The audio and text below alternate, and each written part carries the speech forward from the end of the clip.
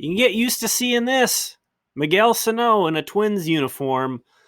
Jeff Passan of ESPN is reporting that the Twins and Miguel Sano have reached an agreement on a 3-year contract extension that includes an option for a 4th year.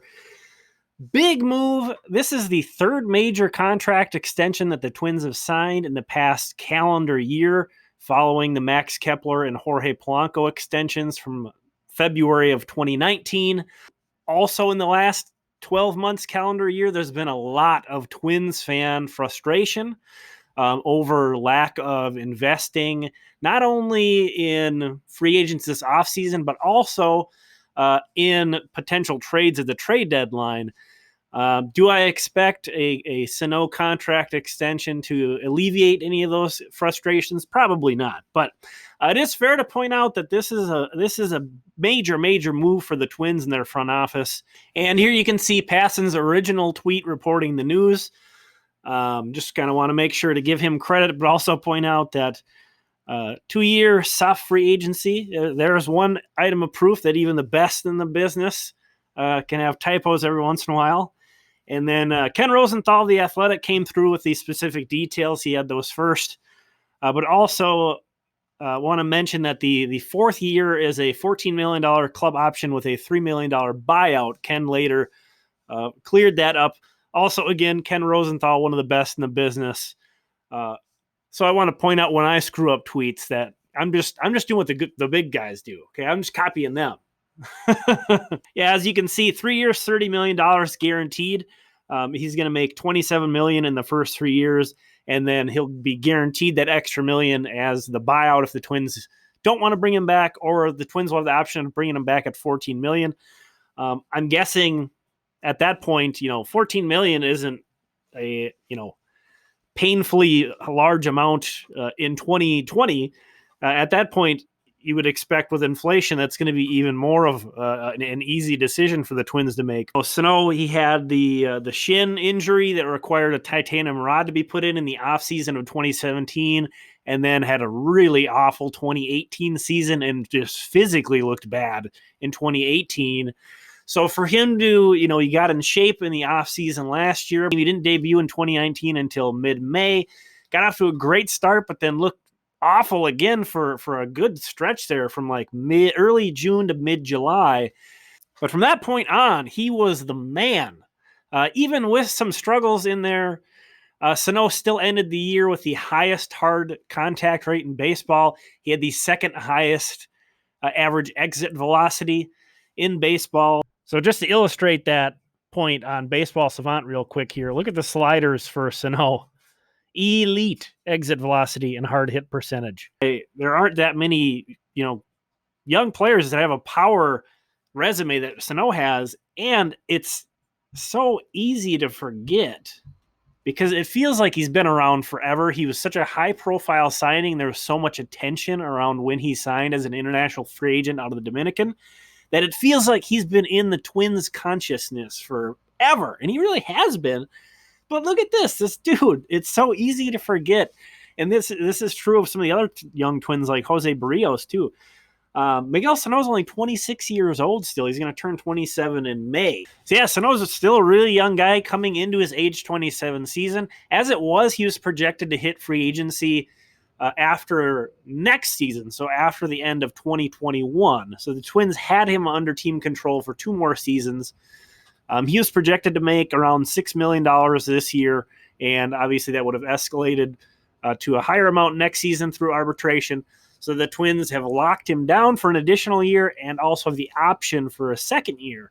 So they can control him through his age 31 season, which in my opinion is pretty ideal.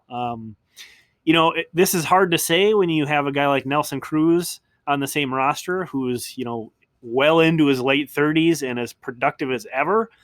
But Miguel Sano probably isn't the kind of guy that you would want to throw a 7-year extension at, even 5, because there are still legit questions about how he's going to age. But certainly keeping him in-house through his age 31 season potentially, this is a knockout of the park deal in my opinion. Obviously, it's not going to attract a lot of excitement that a big free agent signing would, because this is a retention move. This is keeping Sano with the franchise for additional years. Also, cost control. So the more cost certainty that they have with these young guys, with these long-term assets, to put it in gross investment rich dude terms. It is what it is, though, man. These are millions of dollars we're talking about here. They're trying to get cost certainty, and it is going to help them make more concrete decisions in the long run. So that's my piece on it. I mean, I think there's very little downside in this for the Twins. And on Miguel Sano's side, he just locked himself into $30 million.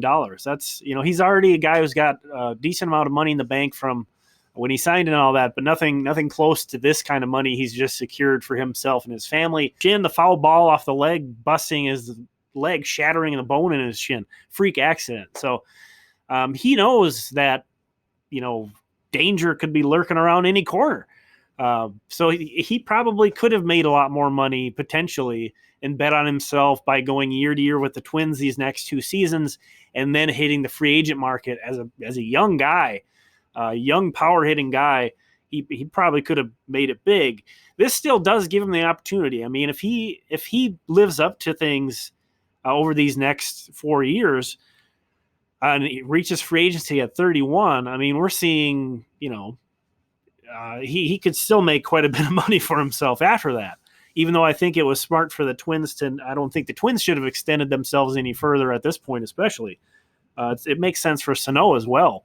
To give himself an opportunity to potentially hit the free agent market, although he's foregoing probably his biggest chance at making massive money.